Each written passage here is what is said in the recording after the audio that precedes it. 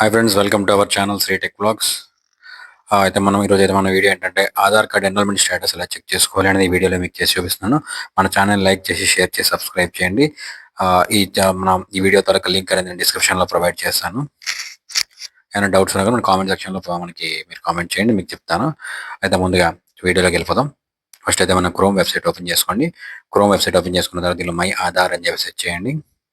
Search చేసిన తర్వాత ఇక్కడ చెక్ ఆధార్ అప్డేట్ స్టేటస్ అని ఉంటుంది చూడండి, దాని మీద క్లిక్ చేసుకోండి. క్లిక్ చేసుకుని ఇక్కడ చూడండి మళ్ళీ చూపిస్తుంది, ఇక్కడ క్లిక్ చేసుకోండి. క్లిక్ చేసుకున్న తర్వాత దీన్ని ఎన్రోల్మెంట్ నెంబర్ ద్వారా చెక్ చేసుకోవచ్చు. SRN or URN or SID ద్వారా చెక్ చేసుకోవచ్చు. నేనైతే ఎస్ఆర్ఎన్ నెంబర్ ద్వారా చెక్ చేస్తున్నాను. చూడండి, ముందుగా దీనిలో ఎంటర్ చేసుకోవాలి ఎస్ఆర్ఎన్ నెంబర్ అనేది. ఎంటర్ చేసుకున్న తర్వాత క్యాప్చా ఎంటర్ చేస్తాం. ఇక్కడ చూపించాడు చూసారు, ఈ విధంగా క్యాప్చా ఎంటర్ చేసుకొని సబ్మిట్ కొట్టుకుంటే మనకేంటంటే ఎన్రోల్మెంట్ మనం చేసుకునే ఎన్రోల్మెంట్ ప్రాసెస్లో ఉందా లేదా, రిజెక్ట్ అయిందా లేదంటే జనరేట్ అయిపోయిందని దీనిలో చూపిస్తుంది మనకి. దీనైతే మనం మన ఇంట్లోనే మన మొబైల్లో చేసుకోవచ్చు, లేదంటే మనకి ఇంట్లో సిస్టమ్ ఉంటే సిస్టంలో మనం చెక్ చేసుకోవచ్చు.